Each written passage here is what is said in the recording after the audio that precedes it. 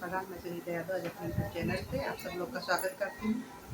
और आज आप सब लोग के बीच में बहुत सुंदर देवी माँ का भजन लेके आ रही हूँ। आप लोग कैसे लगा कमेंट में जरूर बताना, लाइक सब्सक्राइब शेयर जरूर करना और अपना प्यार आशीर्वाद जरूर देना कि आप लोग का देवी माँ का भजन कैसा लगा। सुन ले तू हमारी आरजिया ओ शेरा वाली मैया, सुन ले तू हमारी आरजिया ओ शेरा वाली मैया। सबका त बुझू मैया मनवा का बतिया, सबका त बुझू मैया मनवा का बतिया।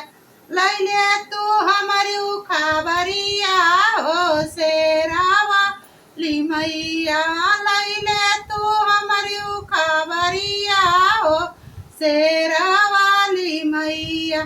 सुन ले तू हमारी आरजिया ओ शेरा वाली मैया, सुन ले तू हमारी आरजिया ओ शेरा वाली मैया।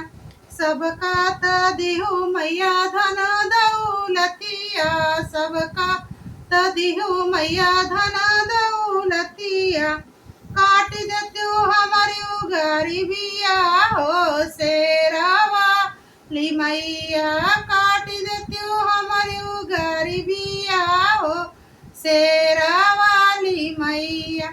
सुन ले तू हमारी आरजिया हो शेरा वाली मैया, सुन ले तू हमारी आरजिया हो शेरा वाली मैया। सबका त दिहु मैया सुखा, सबका त दिहु मैया सुखा सकुनावा, सबका त दिहु मैया सुखवा सकुनावा। हर ले तू हमारी विपतिया हो शेरा वाली मैया, हर ले तू हमारी विपतिया हो शेरा वाली मैया। सुन ले तू हमारी आरजिया हो शेरा वाली मैया, सुन ले